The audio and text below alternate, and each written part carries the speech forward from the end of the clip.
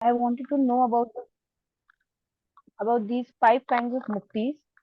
Hmm. Among the five, I wanted to know about the rest of the four. I have few questions. Shalokya Yes. Mukti, Sarishti Mukti, Samipaye Mukti, and Sarupya Mukti. So, Prabhu, Yes. all these liberations are attained to the person who is actually worshipping the various forms of Krishna in Vaikuntha Lokas, no? In Yes. The other four are in Vaikuntha Loka. Okay, they all are okay. So Yes. suppose someone gets Sarupya Mukti, so Hmm. automatically he gets the other Muktis also because he's in the same planet, he's has same opulences, he's in the same loka. Automatically, Not then all necessarily. There is gradation. You see, one is being on the same planet, but you can be on the same planet as stone. You can be in the same planet as grass in Shantarasa. So you don't have same form. Then somebody has same form, but he can be a doorkeeper. So he doesn't have access to internal thing. So then he doesn't have same opulence like Lord.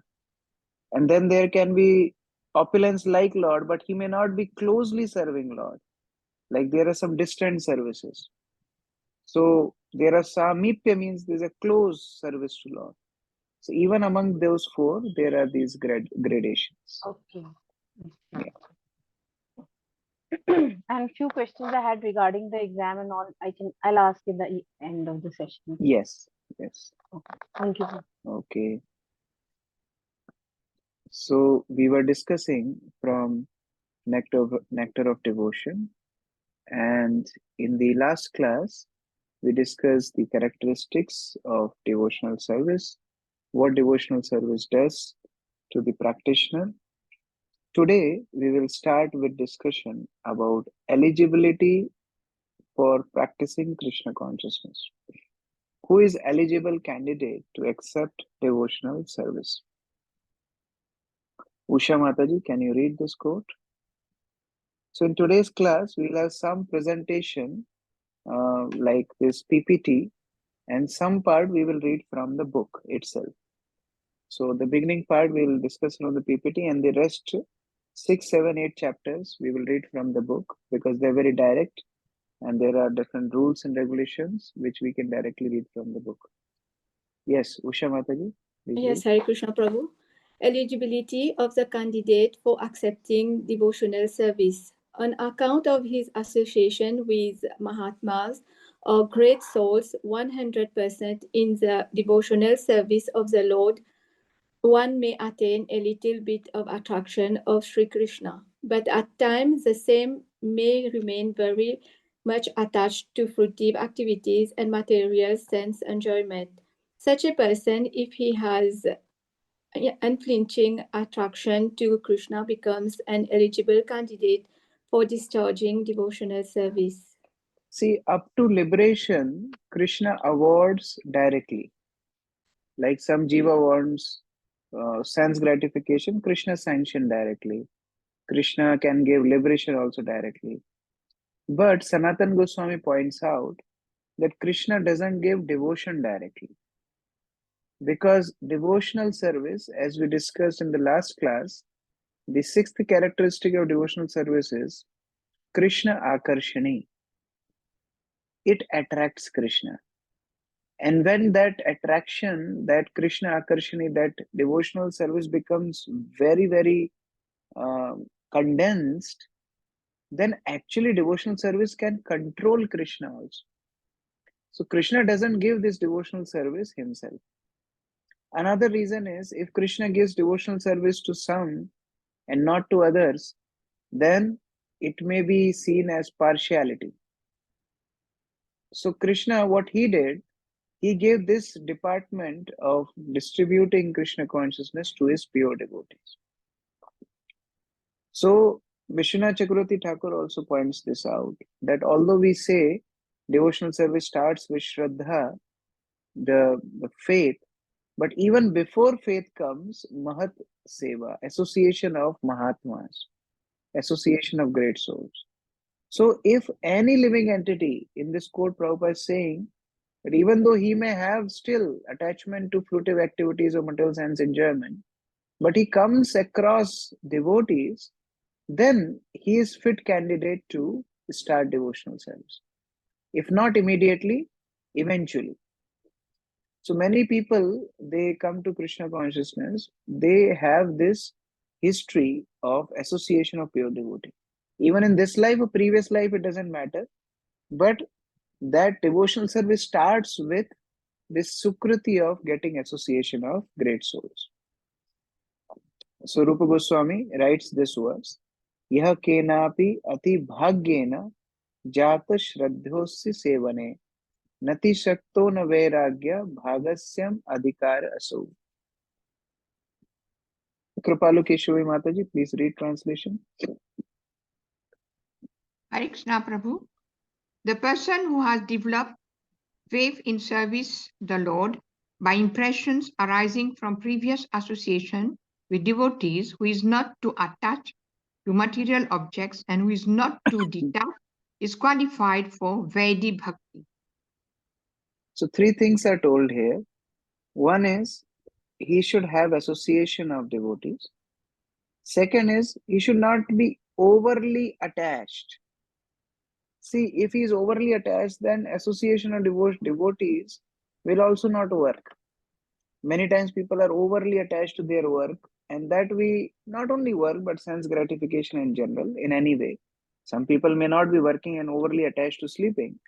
So actually in Nectar of Instruction, what we discussed, Atyahar, Prayasascha, Prajalpa, Niyamagraha, all those conditions are coming in the category of overly attached. So if somebody is overly attached to sense gratification, that is also a problem. And not overly detached also. That is in the category of liberation. The Mayavadis. They don't want to even speak to others. They don't want to even go to temple. They don't want to even have anything to do with any person in the world. They want to live alone in some caves or do some austerities. So both are not favorable for devotional service. Not overly attached, not overly detached. And then if such person gets association of devotees, then they are actually very favorable to accept Krishna consciousness. Yes, Saurabh Prabhu? Hare Krishna Prabhu. Prabhu, why not overly detached? Because in Bhagavad Gita it is also said that a person he's looking for his isolation. Sometimes isolation he's looking for. Yeah, so that Bhagavad Gita we have studied, and in that we also studied that after Arjuna heard all these conditions, he told Krishna, I can't follow this. Because this seclusion and all, it is not favorable for devotional service. You see, not overly detached means, as I discussed, is for Mayavadis. Like suppose somebody is not having anything to do with interaction, how you will preach to him? How you will tell him then come and sing Sankirtan with us? It's very difficult. So he should be moderately detached, not overly detached. That is the principle. Okay, like suppose somebody says, I don't eat, I just live on air. How you will feed him prasad? So this overly detached is in that context, which renunciates. They live in Himalayas, they live under trees, they don't want to interact with anyone. They are not very keen to accept Krishna consciousness. Okay?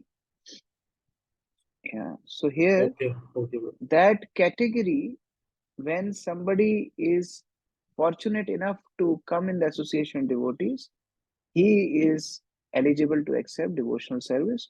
And as we discussed in Nectar of Instruction also, then there are three categories of devotees. They start with Kanishta level. Kanishta means third class devotee, the third stage of devotee. Kanishta. In level of Kanishta, the faith is very, very weak. Jahar Komal Shraddha, say Kanishta Jan. Komal means very fragile, very weak. So his faith is very weak in devotional service. And if somebody challenges him that, oh, why are you practicing Krishna consciousness? There are so many problems, this, that, then he cannot offer any arguments, and most of the times he gets affected by those arguments. That is Kanishta Adhikari, because he just started practicing Krishna consciousness. But when this Kanishta, he studies scriptures, he takes shelter of the spiritual master, he takes Diksha, he becomes more established in devotional service, then he comes to the level of Madhyam. Now he's convinced, his faith becomes strong. He's convinced about devotional service. But now the problem is, still, he cannot defend himself if some opposing elements come. He can't defeat if some opposing elements come. But he's better than Kanishta because he doesn't get affected himself. So he will not get affected, but he cannot convince others. That is the thing. He knows Krishna consciousness is best, but he cannot convince others. So he may say that, okay, I will ask my seniors to speak to you. So that is Madhyam. He may not directly convince others. But then Uttam Adhikari is one who is convinced himself and you can convince others also. So all this is categorized on the level of, on the basis of faith. As per the degree of faith, one is Kanishta, Madhyam or Uttam. As the faith increases, this level also increases. So on platform of Kanishta, we know from Bhagavad Gita, there are 4 possibilities. Artha, Jigyasu, Artharthi, Jnani. So we saw this in Bhagavad Gita. Krishna says, 4 type of people come in my shelter. Artha, Artharthi, Jigyasu, Jnani. Artha means distressed. One who is in distress, one who is in some calamity. Like Gajendra's example is given. Gajendra elephant was playing in water with his family, and one crocodile came and caught his leg. So in that situation, nobody could help him, and he ultimately called Lord for help. Lord came and saved him. So due to calamity, he took shelter of the Lord, Artha. Second is Artharthi. Artharthi means for some benefit, one comes to spiritual life. Like Dhruv Maharaj approached with desire to have kingdom greater than Lord Brahma. And he did austerities for that. But when he saw Krishna, then he realized, no, I don't want anything else. I just need your devotional service. So somebody may come to Krishna just for asking some material benefits, which is fine. At least he is not going to demigods. Third is Jigyasu. Jigyasu means inquisitive. He wants to know. He's just curious to know who is Krishna, who are devotees, what's there in the scriptures. Let me also study, let me also follow. So there is example of sages of Naimisharanya.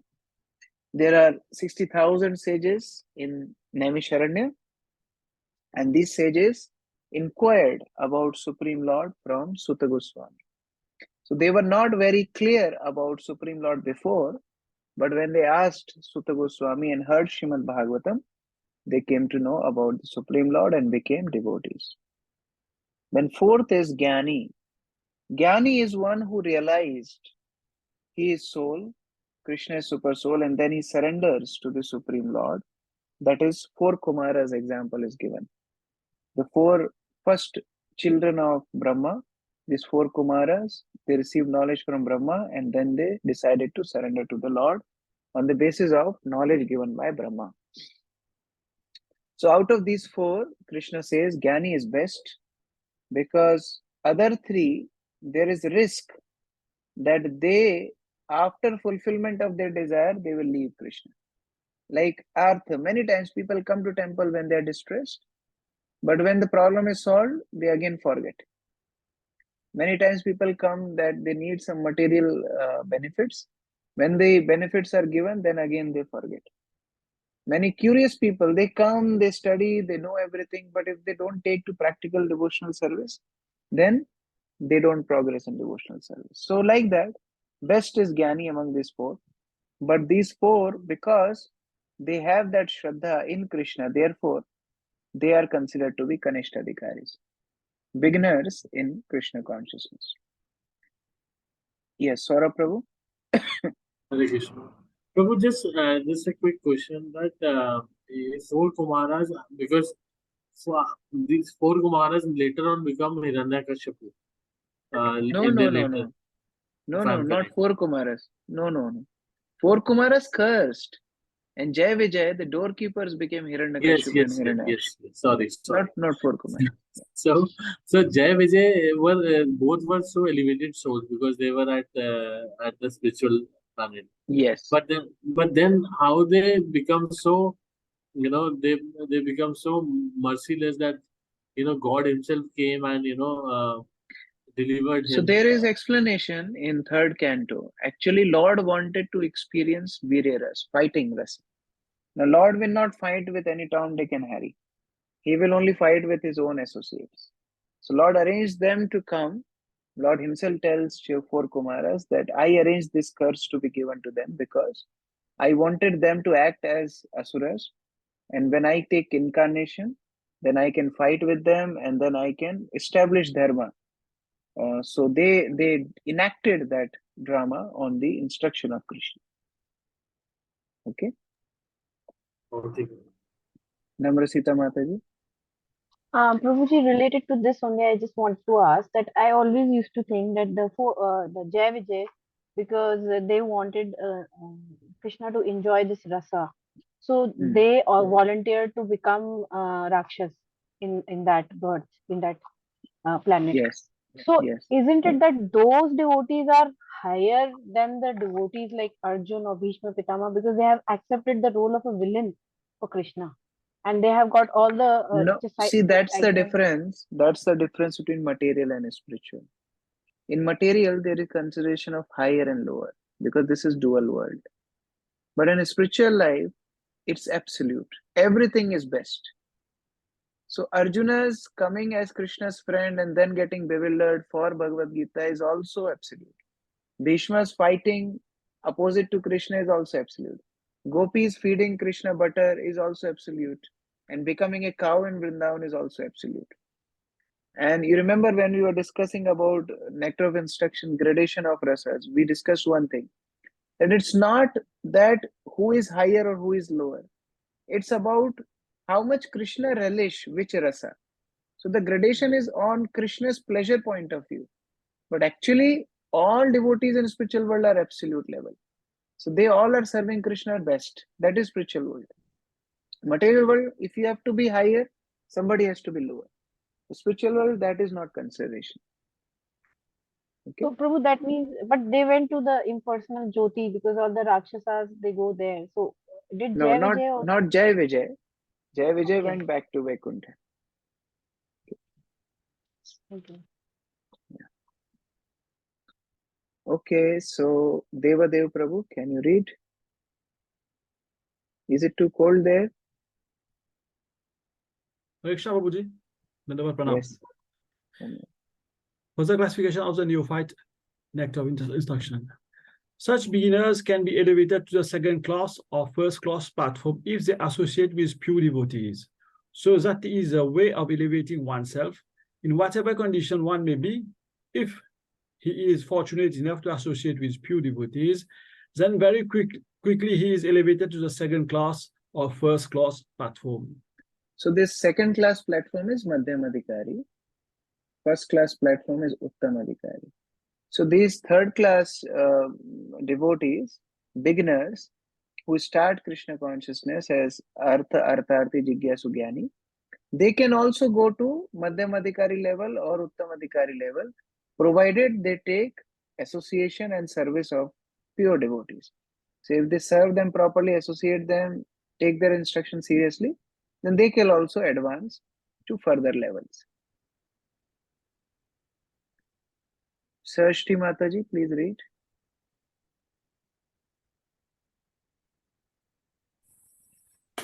Ujjain Krishna. A wise man who becomes attached to Krishna does not want any return from him, either in the form of relieving distress or in gaining money. That means, from the very beginning, his basic principle of attachment to Krishna more or less, is love. So although somebody may start with some particular desire out of distress or out of some gain, desire for gain, he may come to Krishna. But ultimately, who is wise, who is a jnani, he understands that I don't want anything from Krishna in return. I just want to serve him. And that is the sign of love. Therefore, here Prabhupada writes, without being elevated to the position of a jnani or wise man, one cannot stick to the principle of worshipping the Supreme Personality of God. So there are many chances that others can drift away eventually. If they cannot understand that no, I am soul and my swarupa is to serve Krishna. So if they don't accept that part, there are many more chances that they drift away. It can be concluded that a person who is free from the bodily concept of life is an eligible candidate for pure devotional service. Therefore, we have to realize our real swarupa being servant of Krishna. If we are in bodily concept of life, we can start devotional service. That is not a problem. But reaching to the level of pure devotional service, it becomes difficult. Therefore, eventually, one should cultivate this Sambandha Gyan. Sambandha Gyan is not material Gyan. One is analysis of Gyanis, that is criticized. But another aspect is Sambandha Gyan. Sambandha Gyan means our relationship with Krishna. One should know about our relationship with Krishna, about our identity as servant of Krishna. So the more we remind ourselves of that fact, the more we are secured in devotional service.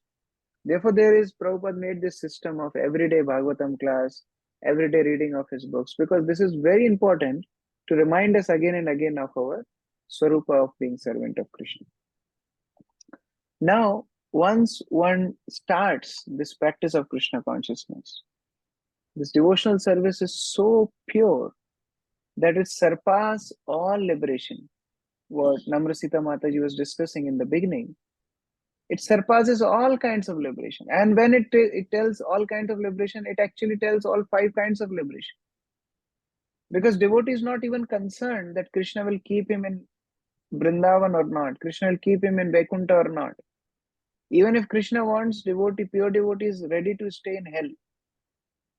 Therefore, Rupa Goswami writes this, Bhukti Mukti Spriha Javat Pishachi Hriday Vartate. The desire for bhukti, it's not bhakti, it's BHU, bhukti. Bhukti means sense gratification. Bhukti Mukti Spriha. Spriha means desires. So desires for material sense gratification or liberation, they are like witches. Pishachi means witch. Just like witch brings blood, in the same way, bhukti and mukti, desires for sense gratification, liberation, takes away our desire to serve Krishna. Because there is some separatist mentality. There is mentality of our own comfort, not Krishna's comfort, which defeats the definition of devotional service. You remember the definition of devotional service? Anya vilashita shunyam jnana karmadi anavritam anukulenu krishnanu shilanam bhaktiruttama. Devotee just serves for things which are favorable to Krishna. So if we have that kind of desires, it is compared to a witch. Anupama Mataji, please read translation. Hare Krishna. Srila Rupa Goswami has therefore compared possessing these bhukti, material, and mukti, liberation, desires with being influenced by the black art of a witch. In both cases, one is in trouble. Therefore, anyone who has any desire or aspiration for satisfying his senses by becoming more and more important, either in material sense or in a spiritual sense, cannot actually relish really sweet taste of devotional service. Very important sentence. If still, mukti means what? Still we are around ourselves. Oh, I want to get free from material world. I want to get rid of miseries. But what about Krishna's desire? Maybe Krishna wants us to stay in material world and serve. Like when Lord Ramchandra was going back to his abode, he left Hanuman back. He said, you propagate my glories and you stay back. When Krishna was going back to his abode, he left Uddhav, that you stay back and you spread my glories. So devotees are not very attached to their own sense gratification. If we have that desire of our own sense gratification, either in material context or so-called spiritual sense, actually we cannot relish the sweet taste of pure devotional service. Chetan Prabhu, please read this. Yes, Hare Krishna Prabhu. Vaikuntha to Krishna Lok. Some of the liberated persons who have achieved these 4 stages of liberation may also develop affection for Krishna and be promoted to the Goloka Vrindavan planet in the spiritual sky. In other words, those who are already promoted to the Vaikuntha planets and who possess the 4 kinds of liberation may also sometimes develop affection for Krishna and become promoted to Krishna Lok. So out of the 5 liberations, which we have discussed in the first class, one is negative, that is Sayujya. That is merging into Brahmajyoti of Lord. So let's not talk about it. But other 4, which are positive, like being in the same planet of the Lord, having same opulences like the Lord, of course in Krishna's planet, being close to God, or having same form as the Lord. So all these 4 liberations can award devotional service to Lord. So one who has achieved this liberated situations, that means they can eventually become more and more attached to Krishna and serve him in Krishna Loka. So that facility is given to these 4 kind of liberation. But somebody who is into Sayujya Mukti, this facility is not given to them. Yes, Namra Sita Mataji. Prabhuji, I want to frame this in Hindi. Yes. जो लोग जो वैकुंठा लोक के लिए Aspire करते हैं, तो वो नरसिंहदेव जी को, नारायण जी को और various form expansions of Lord Vishnu, उनकी पूजा करते हैं. सो they have that mindset only to worship those lords. So how they reach to Krishna, because they don't have that, मतलब उनके अंदर वो feeling नहीं है, the loving expression for Krishna, because therefore here the word may also sometimes is used. The question is, some people who are going to Vaikuntha may be inclined to serve Lord Nrsimhadev or other incarnations. Why they will be promoted to Krishna Loka? They will not be promoted to Krishna Loka. So they will only be serving in these 4 liberated situations. So they will be serving Lord Nrsimhadev, they will be serving Lord Varadev, etc. But those who want, this facility is there, that they can eventually develop love for Krishna, and they may also get entry to Krishna Loka. So this facility is there for these 4 liberations. But for Sayujya Mukti, no chance. And in these 4 situations, if somebody is satisfied to serve Lord Nrsimhadev or Lord Ram or Lord Nrsimhavara Kurma, they can continue serving in other Vaikuntha planets. So they need not to go to Krishna Loka. So it's not told that they have to go to Krishna Loka. No, the facility is there. Okay. Saurabh Prabhu? But Prabhu, anyone who's going to the Vaikuntha must be having some affection for the Krishna. That's why he's elevated to Vaikuntha. Not necessarily. Somebody who is worshipping Narayan will also go to Vaikuntha. Somebody who is worshipping Lord Ram will also go to Vaikuntha. Somebody is worshipping Vaman, Kurma, any incarnation of Lord Vishnu, he'll go to Vaikuntha. Okay. Yeah.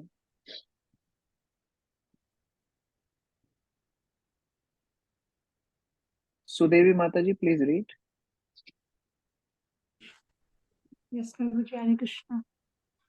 Out of many kinds of devotees of the Supreme Personality of Godhead, the one who is attracted to the original form of the Lord, Krishna in Vrindavan, is considered to be the foremost first-class devotee. Such a devotee is never attracted by the opulences of Vaikuntha or even of Dwarka, the royal city, where Krishna ruled. The conclusion of Sri Rupa Goswami is that the devotees who were attracted by the pastimes of the Lord in Gokula or Vrindavan are the topmost devotees. These are the topmost devotees who are attached to Lord's Vrindavan pastimes. At the same time, there may be other devotees who may be satisfied in serving other incarnations. But the talking about hierarchy, the topmost are who are attached to Vrindavan pastimes of the Lord. Venudhari Prabhu, please read. Hare Krishna Prabhuji. All of the previous instructions imparted by Srila Rupa Goswami in his broad statements can be summarized thus.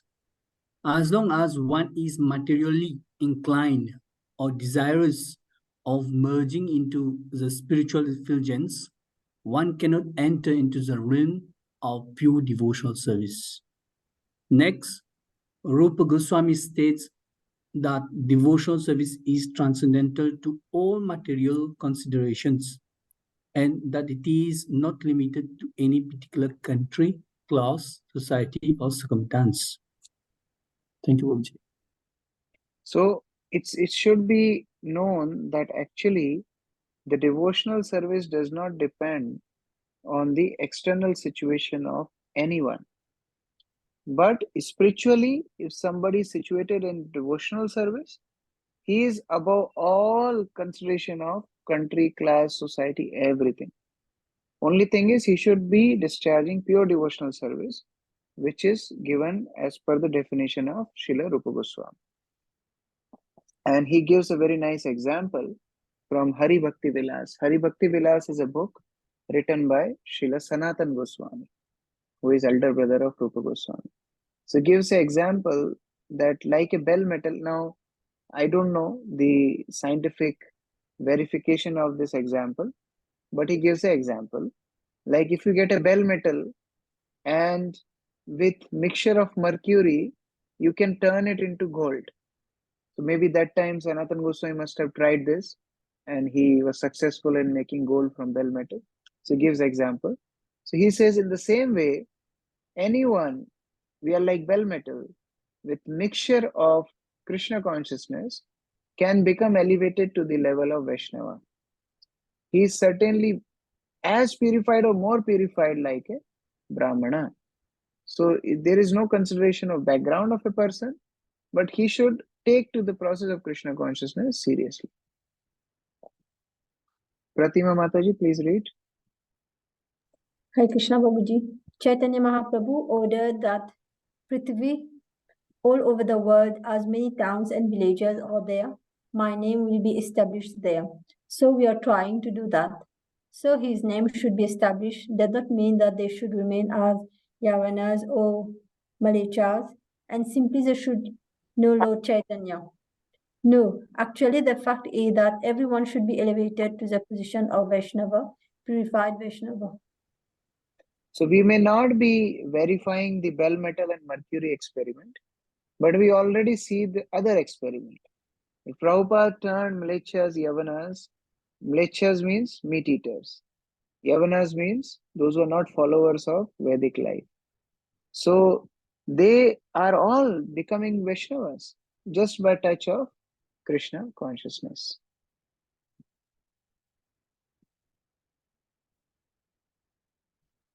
Braja Sevaki Mataji, please read.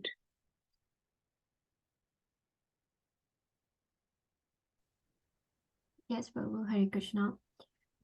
Even if circumstantially there is some fall down, the Vaishnava need have nothing to do with prayaschit. One who has taken to bhakti, the devotional service of the Lord, need have nothing to do with karma or jnana. So in the general practice of Vedic scriptures, there are many prashchitta. Prashchitta means atonement. So if you do some mistakes, there are atonements. But one who is practicing Krishna consciousness, bhakti itself is atonement. So suppose I made some mistake, I should do bhakti more. That itself is atonement. We don't need to go for karma and jnana. because we are already practicing the highest process.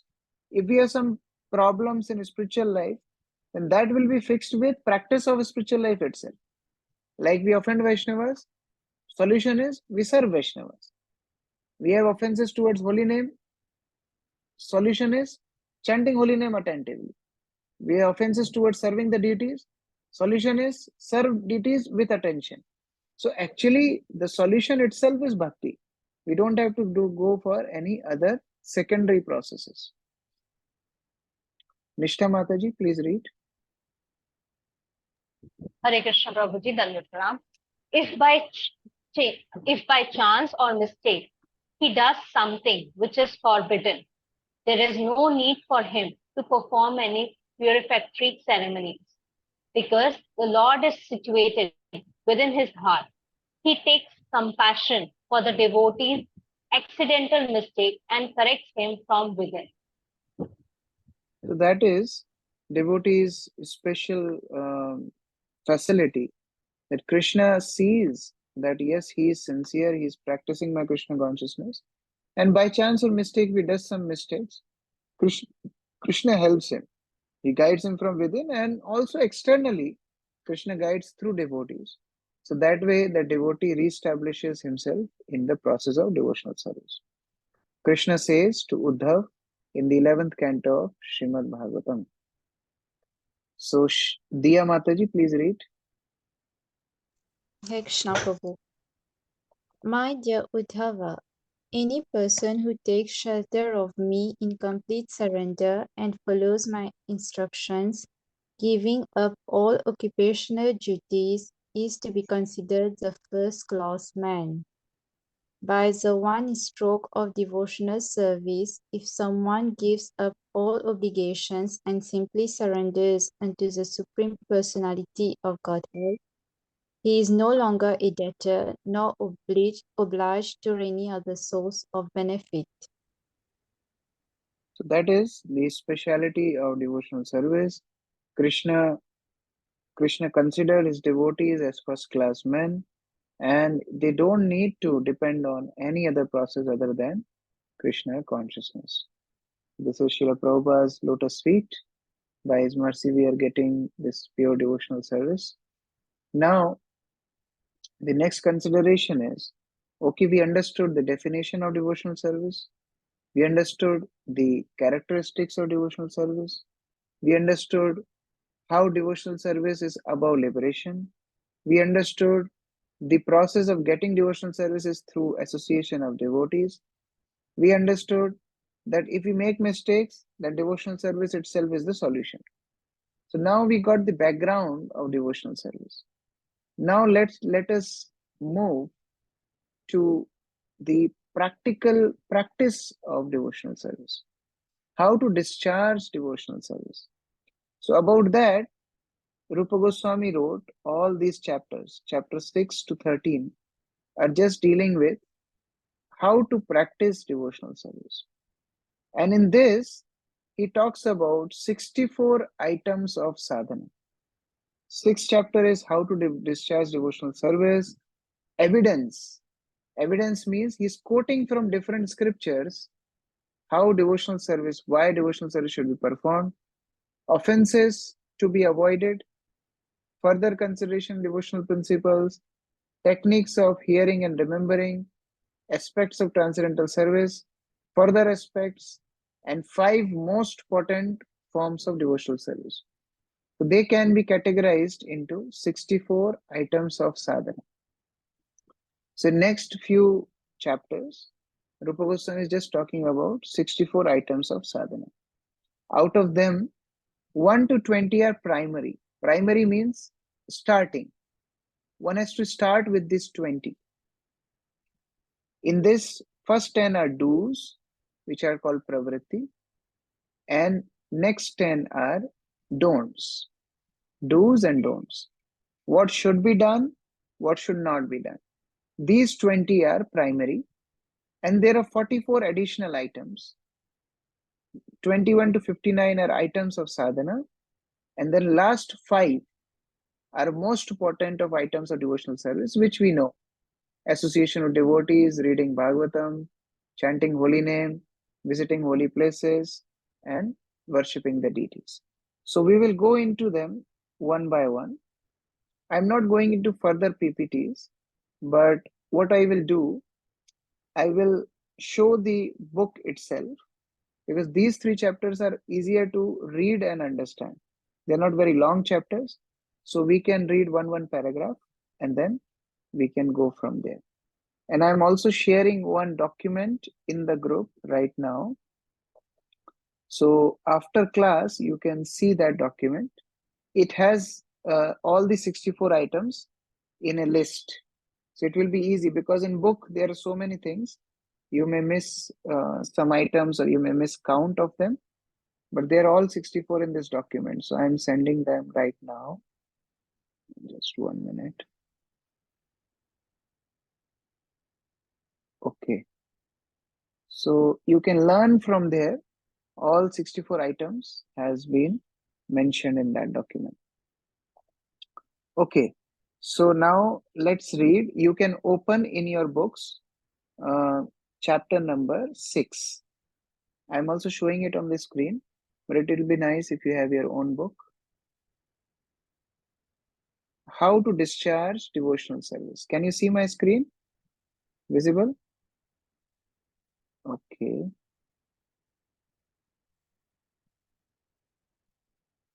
So please be quick. I will announce the names and you can be ready to read.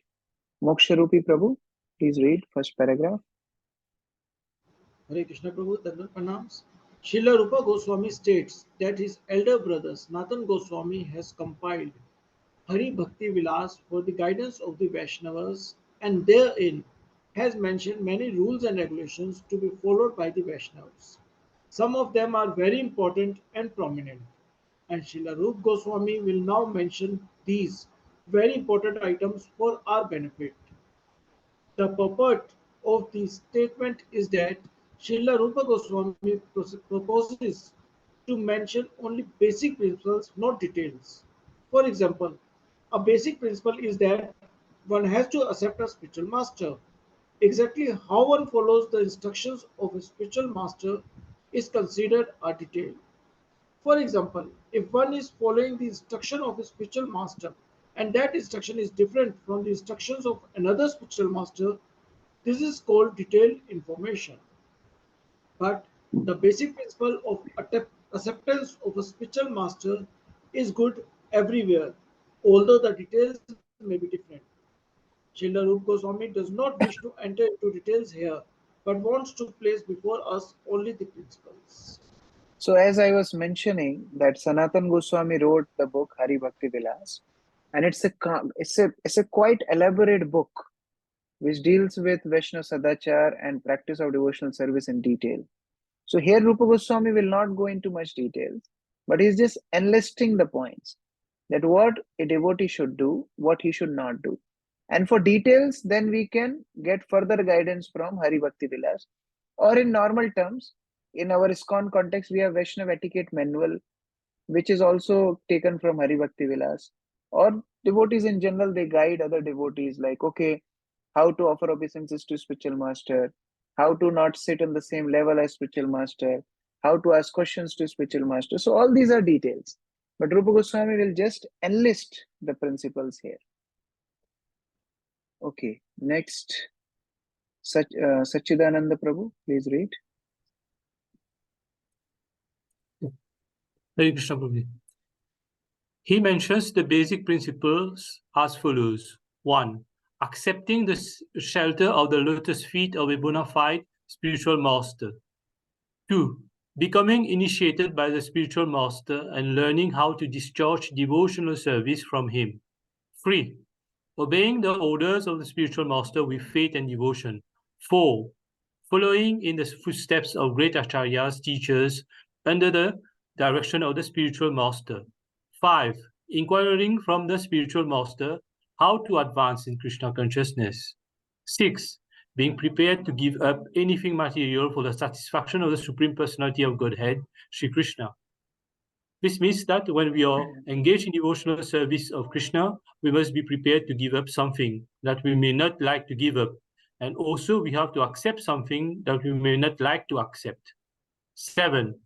Residing in a sacred place of pilgrimage like Dwarka or Vrindavan. 8. Accepting only what is necessary or dealing with the material world only as far as necessary. 9. Observing the fasting day on Ekadashi. And 10. Worshipping sacred trees like the banyan tree. So here the first 10 do's are given.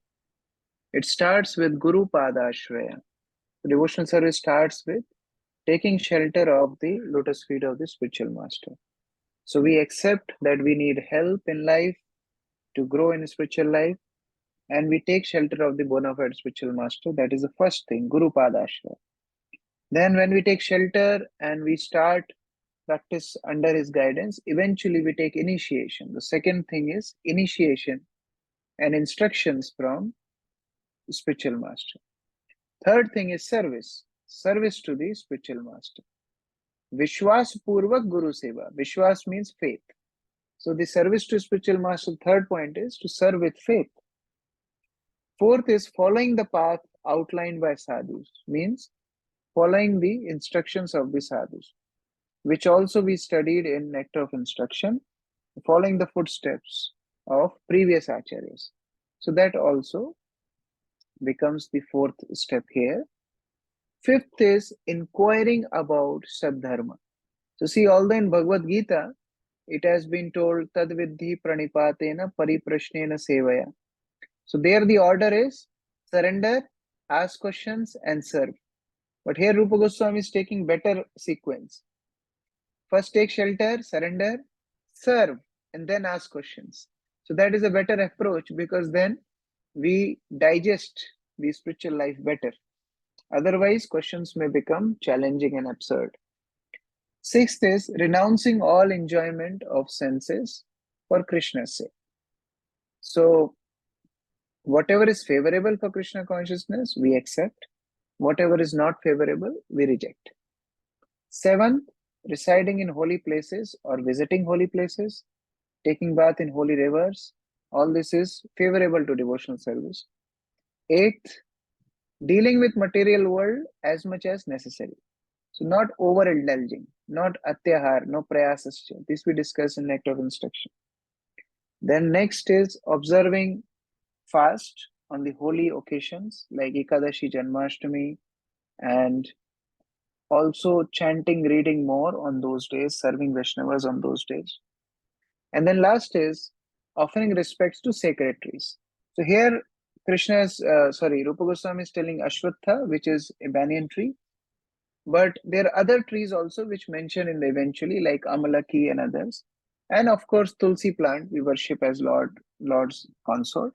But here, the concept of offering respects to the holy trees is to see Krishna's presence in all the aspects of nature. So although the tree is mentioned, but now in modern context, you may not see trees. Even if you see building, you can still appreciate Krishna's presence. If you see some railway, you can still see that, yes, okay, this is running from Krishna's presence. If you see sun and moon, then also you can appreciate Krishna. So it's just the contextual things, because that time 500 years ago, trees were very common. Now trees may not be that common, but the concept remains same. Okay, Jagat Ambika Mataji, please read next paragraph. Hare Krishna. These 10 items are preliminary necessities for beginning the discharge of devotional service in regulative principles. In the beginning, if a neophyte devotee observes the above-mentioned 10 principles, surely he will quickly make good advancement in Krishna consciousness. The next set of instructions is listed as follows. 1 should rigidly give up the company of non-devotees. 2. One should not instruct a person who is not desirous of accepting devotional service. 3. One should not be very enthusiastic about constructing costly temples and monasteries. 4. One should not try to read too many books, nor should one develop the idea of earning his livelihood by lecturing on or professionally reciting Srimad Bhagavatam or Bhagavad Gita. 5. One should not be neglectful in ordinary dealings. 6. One should not be under the spell of lamentation in loss or jubilation in gain. 7. One should not disrespect the demigods. 8. One should not give unnecessary trouble to any living entity. 9. One should carefully avoid the various offenses in chanting the holy name of the Lord or in worshipping the deity in the temple. 10. One should be very intolerant toward blasphemy of the Supreme Personality of Godhead, Krishna, or his devotees.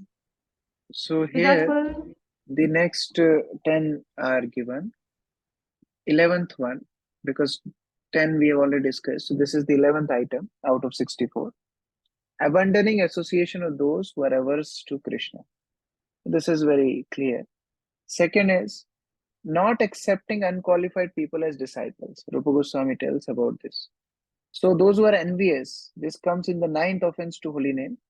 Those who are envious to the Supreme Lord, those who are not interested, those who are blasphemous, we should not unnecessarily instruct them about devotional service. So in beginning, we may try to different individuals to preach to them, but when we see they are offensive, they are not desiring, then unnecessarily we should not instruct them. Third is not going into construction of very, very big monasteries or temples. Of course, our acharyas did that for propagation of Krishna consciousness, taking the risk. But in general, because that takes lot of endeavor, and if you don't have that kind of purity, many times, many practicing devotees get carried away by the managerial aspects or the commercial aspects of the projects. So Rupa Goswami instructs that better in the beginning stage, one should not be very enthusiastic about these projects. He can help senior Vaishnavas, those who are not in beginning stage, but these items are given for the beginning stage. One should not be very, very enthusiastic for the big projects. He can assist rather.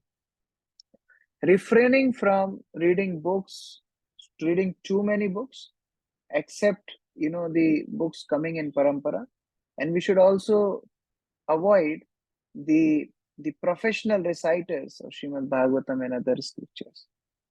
Then one should not neglectful in ordinary dealings, means one should be very practical in the day-to-day behavior. It's not that I have become devotee, so I will travel without a ticket in train. I have become a devotee, so I will not follow traffic signals. No, one should still follow all the dealings in the material world. Then next, not being influenced by emotions such as lamentation, etc. Not disrespecting or blaspheming the demigods, because they are also servants of Krishna. Not harassing any other living entity. Avoiding offenses in serving the deities, in chanting holy name of the Lord. So we will study this in further chapters. There are 10 offenses to the holy name, the 10 offenses to the holy dham, the different offenses to serving the deities. So one should avoid all those offenses and never blaspheme Lord or his devotees. So these are don'ts. Next, we will read Shrutidhar Prabhu. Please read. Yes, Hare Krishna Prabhu. The next important items are as follows. One should decorate the body with tilak, which is the sign of the Vaishnavas. The idea is that as soon as a person sees these marks on the body of the Vaishnava, he will immediately remember Krishna. Lord Chaitanya said that a Vaishnava is he who, when seen, reminds one of Krishna. Okay, just 1 minute, Shatidhar Prabhu. Just 1 minute before you continue. So Prabhupada is telling one more thing. Above 20 we discussed. Out of 20, first 3 are most important. That is, accepting a spiritual master, taking initiation from him, and serving him. So out of those 20, even if devotee cannot remember all, at least first 3, they are most important. Bona fide spiritual master, taking a shelter, taking initiation, and serving. Yeah, now you continue, Shrutidhar. Yes, Prabhu. In marking such tilaka, sometimes one may write Hare Krishna on the body. Third, one should accept flowers and garlands that have been offered to the deity and the spiritual master and put them on one's body. Fourth, one should learn to dance before the deity. Fifth, one should learn to bow down immediately upon seeing the deity or the spiritual master. Six, as soon as one visits a temple of Lord Krishna, one must stand up. Seven, when the deity is being borne for a stroll in the street, a devotee should immediately follow the procession. In this connection, it may be noted that in India, especially in Vishnu temples, the system is that apart from the big deity who is permanently situated in the main area of the temple, there is a set of smaller deities which are taken in procession in the evening. In some temples, it is custom to hold a big procession in the evening with a band playing and a nice big umbrella over the deities who sit on decorated thrones on the cart or palanquin, which is carried by devotees. The deities come out onto the street and travel in the neighborhood, while the people of the neighborhood come out to offer prasad. The residents of the neighborhood all follow the procession, so it is a very nice scene. When the deity is coming out, the servitors in the temple put forward the daily accounts before them. So much for the collection, so much for the expenditure. The whole idea is that the deity is considered to be the proprietor of the whole establishment, and all the priests and other people taking care of the temple are considered to be the servants of the deity. This system is very, very old and is still followed. So therefore, it is mentioned here that when the deity is on stroll, the people should follow behind. 8. A devotee must visit a Vishnu temple at least once or twice every day, morning and evening. In Vrindavan, this system is followed very strictly. All the devotees in town go every morning and evening to visit different temples. Therefore, during these times, there are considerable crowds all over the city. There are about 5,000 temples in Vrindavan city. Of course, it is not possible to visit all the temples, but there are at least 1 dozen very big and important temples which were started by the Goswamis and which should be visited. 9. One should circumambulate the temple building at least 3 times. In every temple, there's an arrangement to go around the temple at least 3 times. Some devotees go around more than 3 times, 10 times, 15 times, according to their vows. The Goswamis used to circumambulate Govardhan Hill. One should also circumambulate the whole Vrindavan area. 10. One must worship the deity in the temple according to the regulative principles, offering arti and prasad, decorating the deity, etc. These things must be observed regularly. Okay. 11. Okay. One must. Okay. That's okay. So Thank you. here we are discussing the next 10. 21st is putting tilak on the body. So traditionally, some Goswamis also used to write Hare Krishna on their body with tilak. But as we are following Srila Prabhupada never did that. He only put 12 tilakas in the upper body, and we follow the same. So we put tilak as Urdhva Pundra tilak. So that tilak we should put every day. Then wearing the syllables of Harinam on one's body, this we discussed. Accepting the remnants of garments, garlands, and so on that have been offered to the deity. So whenever something which is offered to the deity is given to us, we should respectfully touch it to the head and offer it with great reverence. Like there are some garments given, like sometimes some matas are given some jewelry of the deity, some Mahaprasad garlands. Make sure you don't disrespect them by touching your feet or things. Very respectfully use them if you want to use. Garlands also, many times devotees wear garlands, they take some photos, selfies, and then they put them away and then it goes into garbage. We should be very cautious that this is Nirmalya of Lord. It should be dealt very, very respectfully. The next is dancing in front of the Lord, which is very important. It's one of the 64 items.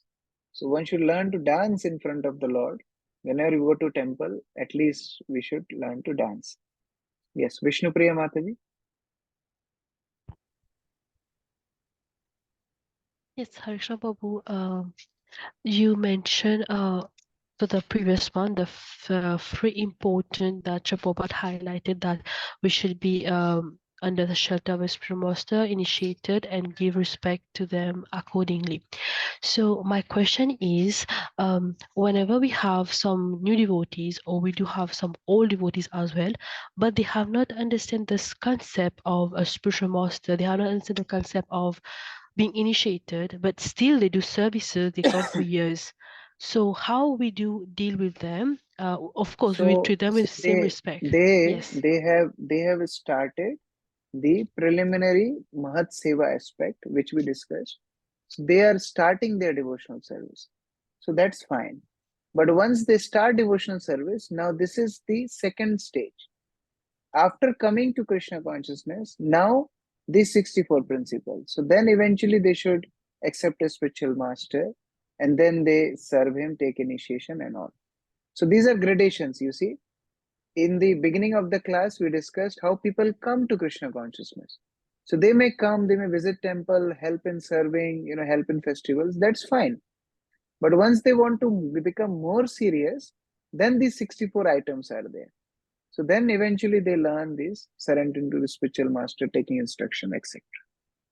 Okay. Yes, Prabhu. And what if they have been doing this for years now? It Be it, depends. You see, it yes. depends because some people, they may get that Shraddha in a few days, some may get in weeks, some may give months, and some may take years. Nothing to rush about. Let people take Yes. their time. We inspire them, but it should come from their side. Like they should feel inspired to move ahead. Yes, and how can we help them to accept it as soon as possible, or how we can do There can be many ways. One is by yes. engaging them in service. So when they engage in service, they get purified. Second is by being good examples. When they see others, taking more responsibilities, surrendering to spiritual master, becoming a very good devotee, so they get inspired to follow. Many times people have reservations because they see bad examples. And third is to educate them. By educating them in Krishna consciousness, the benefits of having a spiritual master, benefits of becoming more sincere in Krishna consciousness. So this way we can help them to move in their spiritual life. Okay. Yes, ma'am. Thank you so much, Prabhu. Arun Charan Prabhu. Prabhuji, you said that the deity's garland should also have to be taken very properly. Yes. So I want to ask, like, how? Because disposing the garland to Nirmala, and finally the Nirmala also goes in the garbage. No. So how do So we dispose it? generally temples also do that, but it's wrong. So Nirmalya should be dealt in three ways. Either it can be buried. If you have some garden, you can bury it. Second is you can dry it and burn it. That can be done. Or third is it should be put in some river or pond. So now, if river and pond is not near, the other two options are there. Either we can collect it all in one, like many devotees keep that. They keep a container in house, whatever flowers they keep storing, and in a week or so they go out and they put in their garden. That can be done. Or else you can dry it, keep a container in your house, once in 15 days you can burn it. So things like that can be done. This is the proper way. But even some temples, they are not able to do all this because it takes time and endeavor. But it's not proper. Proper thing to deal with it is to deal with it respectfully. We should not dispose it with garbage. It's an offense. Okay. Prabhuji, I think, is burning also, is burning the garland is not like disrespecting it? No, because it can be given to fire, it can be given to the earth, or it can be given to water. These three things are allowed. But throwing it in garbage is disrespect. Even like many times devotees ask that we have some pamphlets which have Krishna's photo, we have old calendars, what to do about it? You can do same. You can collect them together and you can burn it, because to give to fire is not an offense. But if you throw them away or you sell it to kabadi wala, then he takes it somewhere, trash man, then he throws it, that an offense. So we should not do that. And any particular rules about the ash of the burn? Not necessarily. Once it is ash, it's not a problem. Thank you, Guru. Okay. So Devi Mataji. Yes, Prabhu, you were telling about throwing the mahas in the garbage. But here in the temple, we have a special place where we throw like all the maha flowers, maha garlands, only the mahas. Yes, yes. So that system is good. That system is good. That's what I was saying. It's wrong. Many temples do that they throw in garbage. That is wrong. But in some temples, if there is separate arrangements, that is good. So what you're following there is Yeah. good. That is appropriate. Okay. We have a special buckets for maha garlands, and then Yes. we put them in the special place where we throw all the mahas. Right. It's That okay. is appropriate. That is the right thing to do. Yeah. Thank you. Jagatambika Mataji. Yes, Prabhu, I was just asking about pictures of gods. People just throw in water, and then it come all in the shores, in the beach.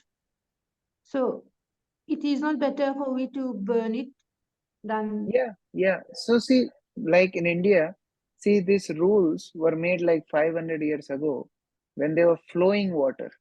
You know, now what the flowing water is not available. People throw them in, either ponds and lakes, and they pollute them even more. So you can do other methods, like you can bury them or you can burn them. That is easier way to do.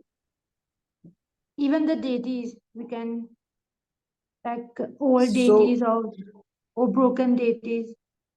yeah, generally old deities, they are buried. They are not thrown.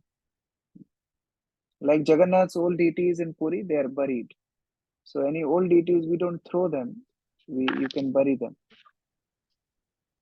Prabhu, like we have those small laminations.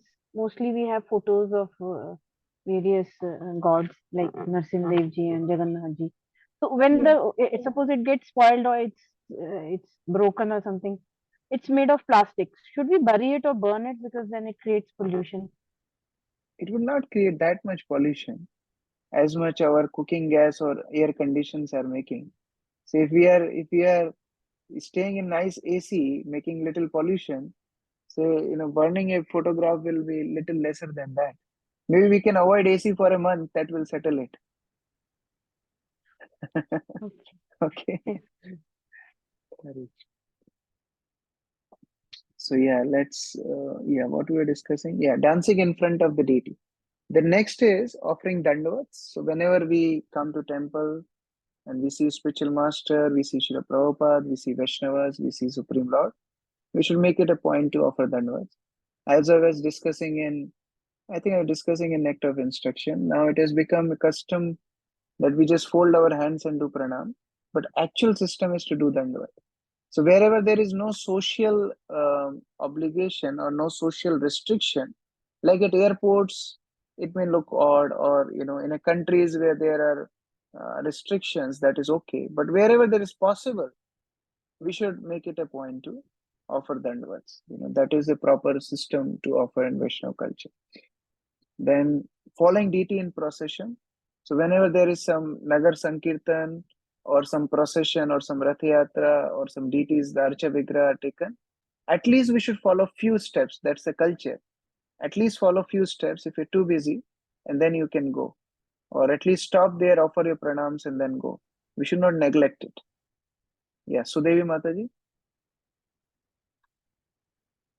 Yes, Prabhuji, for offering obeisances, can we offer obeisances to duty deities? It is your voice was breaking. Can you repeat? Can you hear me, Prabhuji? Yeah. Hare Krishna, Prabhuji. Yes, please continue.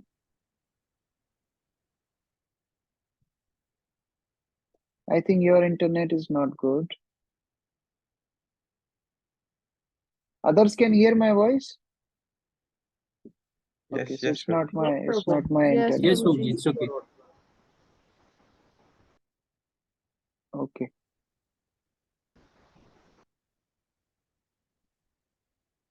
So Devi Mataji, I am stopping your video. Can I Maybe ask, that way. Prabhuji? Yeah, you can carry on. Yes, continue. I was asking, can we pay obeisances like to devotee temple in front of the deities? No. So we don't offer obeisances to devotees in front of the deities. So if you want to do that, you can come out little bit in the Parikrama Marg, just outside the temple, and there you can offer the obeisances. And for the spiritual master? Now, here is the thing. I don't know how you will digest it, but actually not even to spiritual master. Because in Chaitanya Charitamrita, Prabhupada wrote in his purport specifically that even to spiritual master, one should not offer obeisances in front of the deities. But the thing is, by the time Chaitanya Charitamrita came out, devotees were already habituated to offer obeisances to Srila Prabhupada in temple. So what happened after that, many years that continued, and when Prabhupada left this planet, still that system is continuing. But that is not a proper system actually. It is told in scriptures, even in 11th canto, Srimad Bhagavatam, Krishna tells Uddhav that nobody should offer obeisances to anyone else in front of deities. In Nectar of Devotion, Rupa Goswami is telling. In Chaitanya Charitamrita, Prabhupada is telling. So it's not appropriate. But since it's going on, people are continuing it, but that is not the system. In fact, if you don't do it now, people will think, oh, he's so rude, others are offering obeisance, he's not offering. So now we are into a situation like that. But actually, as per scriptures, that is not recommended. Yes, Arun Charan Prabhu.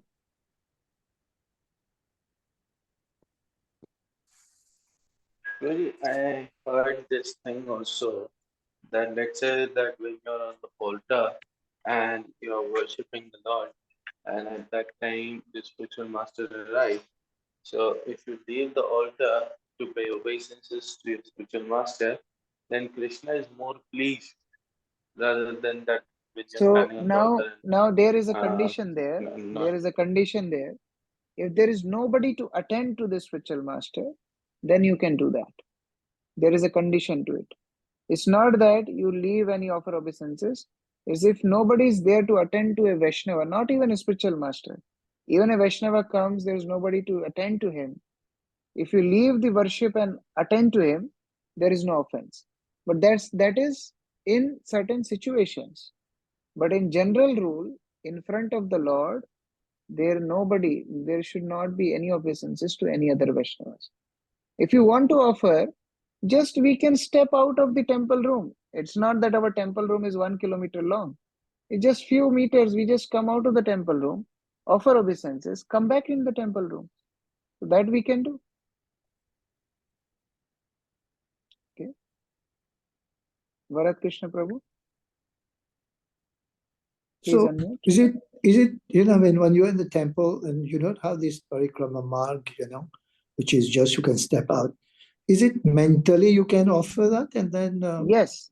So you can do one thing. Hold your hands. Mentally you can say Vanshakalpataruvaksha. That you can do. That is the best way to do.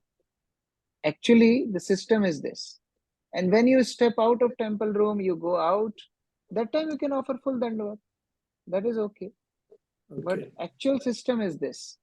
Now out of social obligation, everyone is bowing down, you are standing. You may also bow down in that situation, what to do. But the system is, somehow in our ISKCON, this system is going little out of the track.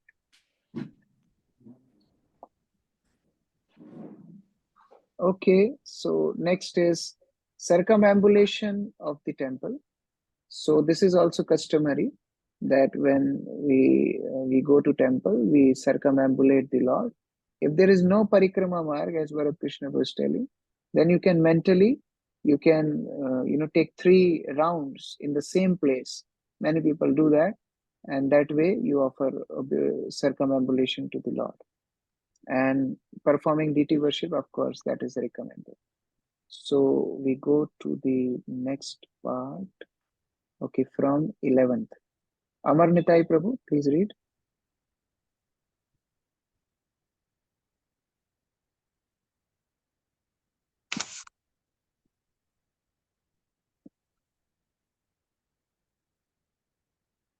Okay, Amar Nitai Prabhu is getting ready. In the meantime, Keshav Priya Mataji, you can read. Okay.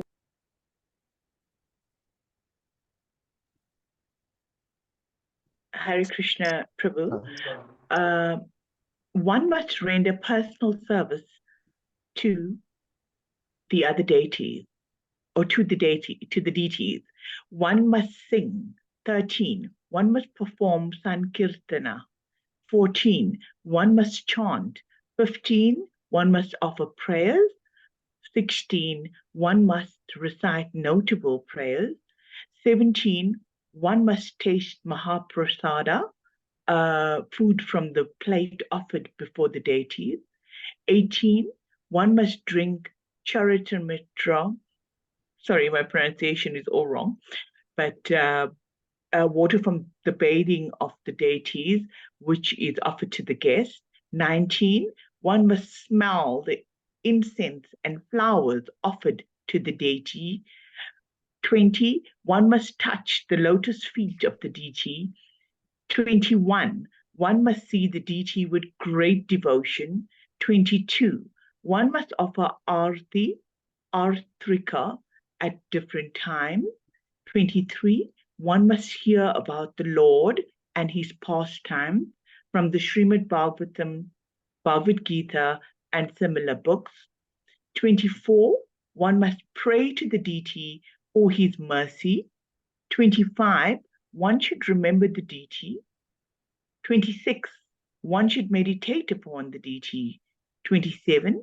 One should render some voluntary service. 28. One should think of the Lord as one's friend. 29. One should offer everything to the Lord. 30. One should offer a favorite article, such as food or a garment. 31. One should take all kinds of risk and perform all endeavors for Krishna's benefit. 32. In every condition, one should be a surrendered soul. 33. One should pour water on the tulsi tree. 34. One should regularly hear Srimad Bhagavatam and similar literature. 35. One should live in a sacred place such as Mathura, Vrindavana, or Dwarka. 36. One should offer service to the Vaishnava devotees. 37. One should arrange one's devotional service according to one's means. 38. In the month of Kartika, October and November, one should make arrangements for special services. 39. During Janmashtami, the time of Krishna's appearance in this world, one should observe a special service. 40. One should do whatever is done with great care and devotion for the deity. 41. One should relish the pleasure of the Bhagavatam reading amongst devotees and not among outsiders. 42.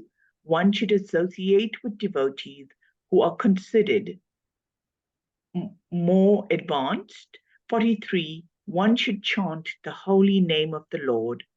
And 44. One should live in the jurisdiction of Mathura. So this is the rest of the rules. I will not go into details of everyone because most of them are very clear already, but I'll just discuss them, the few of them. Like serving Krishna like a king means the worship of the Lord should be done very opulently. Many times devotees, they think that, oh, why so many items in Rajbhog, or why there should be AC to the deities, why they should be this, why should be that. But no, there should be best possible opulence to Krishna. Then there was one consideration of reciting prayers and reciting notable prayers. So the difference is, one is reciting your personalized prayers. So you can go and offer to Krishna your prayers. Krishna, please save me from Maya. Krishna, please not let me forget you and things. And then second is the other prayers, the notable prayers are like Vaishnava bhajans. So we should also recite Vaishnava bhajans and mantras given in the scriptures in front of the Lord. So both are important. Some people say that, oh, see, Krishna doesn't, look after language, so we can speak in our own words. Yeah, that is important. At the same time, we should recite the mantras, like when we offer obeisances to Guru, we chant the pranam mantra. When we offer obeisances to Tulsi Maharani, we chant pranam mantra, Vrindaya Tulsi Devai Priyai Keshavasya.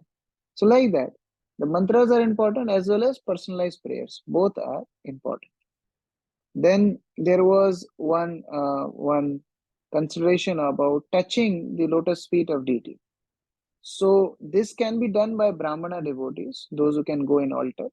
But those who can't go, there are two ways of doing it. One is, if you have seen in Mayapur, they have placed the lotus feet of Lord outside, like, in inscription on the metal, they have kept it outside. I don't know how many of you have seen that. Like many of you must have seen in front of Srila Prabhupada also, we keep the mold of these feet in front so we can touch them. So that is one way of doing. Another thing Bhaktivinoda Thakur told, our japa beads are lotus feet of the Lord. So when you touch your japa beads, you can meditate that I am touching the lotus feet of the Lord. So that is also one of the aspects. We can touch lotus feet of the Lord every day. Now the next I will go, I'm just going the concepts which are little doubtful. Others are very clear in themselves. Okay, celebrating festivals. Yes. Now observing the vow of Chaturmas and the month of Kartik. So that also is very important. The 4 months of Chaturmas, we observe. First month we don't take green leafy vegetables. Then 1 month we don't take milk, then yogurt, then urad dal. So we follow that very strictly. And also, apart from that, we take vows of more Shravan and Kirtan. So best fast is to do more Shravan and Kirtan, to do more devotional service. So that is more important. Now, among these all 64 items which we studied just now, 5 are most potent. These 5 aspects are actually, even if you can't do others, at least these 5 should be practiced. In simple terms, Prabhupada used to tell them A, B, C, D, E. Prabhupada used to say A for association, B for book reading, C for chanting.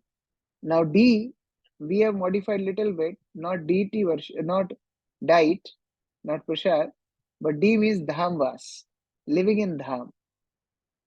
And E for DT worship. So in Chaitanya Charitamrita, this verse comes. I am just projecting it. Sadhu Sangha Nama Kirtan Bhagavat Shravan Mathuravas Shri Murtir Shraddhaya Sevan Sakala Sadhana Srishta Ei Panch Anga Krishna Prem Janmay Ei Panchir Alpa Sangha. So Alpa Sangha means even if you do little bit of these 5 things, they have potency of Krishna Prema Janmay, means they can develop, they can invoke our dormant spiritual love for Krishna. So what are these 5 things? First is Sadhu Sangha, association of devotees. So out of these 64, these 5 are most potent limbs of devotional service. First is Sadhu Sangha. Second is Nam Kirtan, chanting of the holy name. Third is Bhagavata Shravan, hearing and reading scriptures, especially Srimad Bhagavatam. Then Mathuravas. Mathuravas means staying in the holy places like Mathura. In this context, Srila Prabhupada said all temples of ISKCON are extensions of the spiritual world. So when you go to ISKCON temple, that is as good as Mathuravas. Then Shri Murtir Shraddhaya Sevan. With faith, serving the deities. Serving the deities, the fifth. Now many of the devotees, they may not have deities. That's not that you have to install deities now. Going to temple and help in deity worship in any way, like cleaning temple, like serving in the backup room, cutting vegetables, cooking, anything, they all are in deity worship. Even it is told in Hari Bhakti Vilas, if you stand in Aarti, that is also deity worship. So Pujari is worshipping the Lord. If you just stand in Aarti, that is also deity worship. So therefore, just participating in temple program, all these 5 limbs are done. Actually, if you read the 64 items and you see Prabhupada, the way he designed temple program, all things are covered. Like you go to temple, you will attend Aarti, you will naturally sing in front of the Lord, you will dance in front of him, you will take Charnamrit, you will do Parikrama, you will hear Bhagavatam class, you will serve Tulsi, you will offer obeisances, everything, all 64 items. Prabhupada is so intelligent, he included in the temple program itself. So now when you read this chapter, just meditate how in ISKCON temple, all these 64 items are already included by Srila Prabhupada. Therefore, our Guru Maharaj used to say, just stay in ISKCON. If we are in ISKCON, automatically we are getting purified. Automatically all these processes are followed. So now I request devotees to read 7th and 8th chapter before they come in tomorrow's class. So they are not very big chapter, hardly 10 pages. So please read 7th and 8th chapter. And tomorrow we will discuss the offenses in practice of devotional service. And then we will also discuss these 64 limbs, some details and some evidences from these other scriptures like Puranas, Vedas, the importance of these 64 limbs which are described by Srila Rupa Goswami. So see you all tomorrow. Please come back. If you can read 7th, 8th chapter, that will be good. Hare Krishna. Yes, Namarasita Mataji. Prabhu, regarding the final exam, what are the dates for it and the shloka So the test? exam is on 13th of August. I've already spoken to Giriraj Prabhu. He will arrange a place where you all can gather together and give exam. Those who are in other places like Keshav Priya Mataji and Arun Charan Prabhu and others, we will contact you personally and we'll guide you how to give exam. In Mauritius, Srinjay Prabhu already shared on the group a location where your exam will be conducted. So you all need to gather there. So that's how we will conduct the exam. And about shloka test, we will take it on after the final exam. So maybe after a 1 or 2 days gap, we'll announce the date. So we can do it on Monday, Tuesday, Wednesday, one of these days. We'll announce it on the group. So that way you can prepare for shloka test also. Okay. So it is 13th or 20th? Sorry? It is 13th of August or 20th of August? 13th. 13th of August. So, Prabhu, 80% course is coming from NOD, na? Yes. Said. So NOD first 19 chapters, the 80% of the syllabus will come. And That you is have CBA, already no? the question. Yeah, from question bank. From student handbook, you just need to prepare from there. Analogies in CBA. Yes. Yes. Okay. Okay. Thank you, Prabhu. Sachidananda Prabhu. Hare Krishna Prabhuji. Prabhuji, I just want to know the difference between serving the Vaishnavas and Sadhu Sangha. What is the difference, in fact? See, Sadhu Sangha is associating with devotees.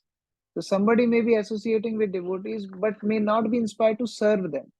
Like many people come to temple, they hear lectures and they go away.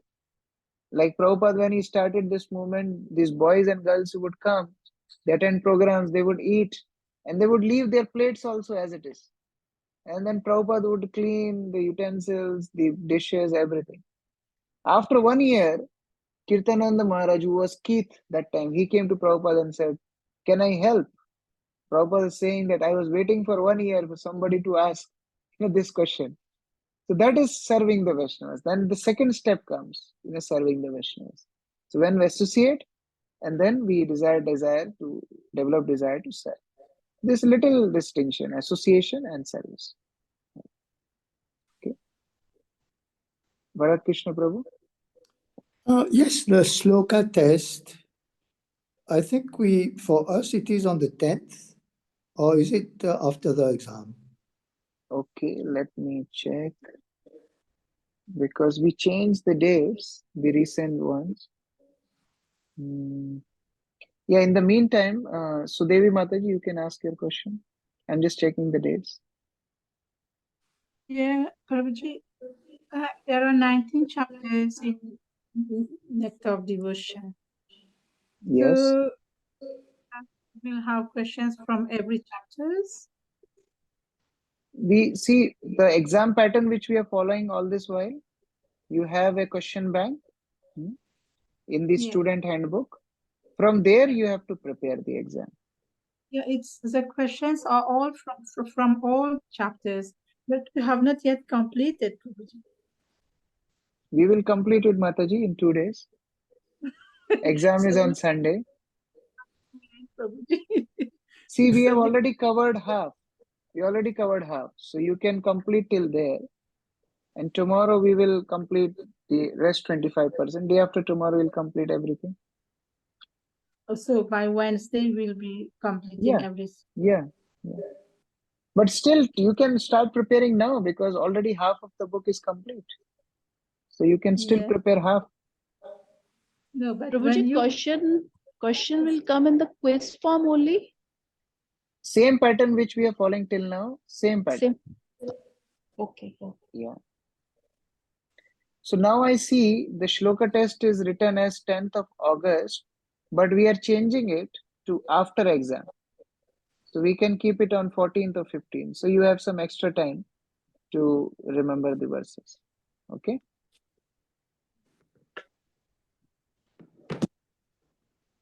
So I'm just posting it on the group. Final exam is on 13th. Then shloka test we can take on 15th. And you need to submit your open book assignment by 15th only. Because you see, we will need 15 days for final assessment, drafting everything, sending to the board of exams, and then they issue the certificates. And then the certificates reach Ujjain. We make the final signature, and then I can bring them to Mauritius with me because I'm traveling on 3rd of September. So we need to complete it by 15th. So whoever has not given previous assignments or any shloka test is remaining, any closed book exam is remaining, please contact Sundar Nitai Prabhu. Complete everything before 15th of August. Otherwise, you have to wait for another 1 year or 6 months. Whenever next batch will come of any place, that batch you need to appear in exam again, and then you will get your certificate. So if you have that much patience, nice. If you don't need to wait for another 1 year, then better please complete before 15th of August. Okay, anyone else? Yes, Prabhu. So I have posted on the group just now the new dates. Hare Krishna Prabhu. Yes.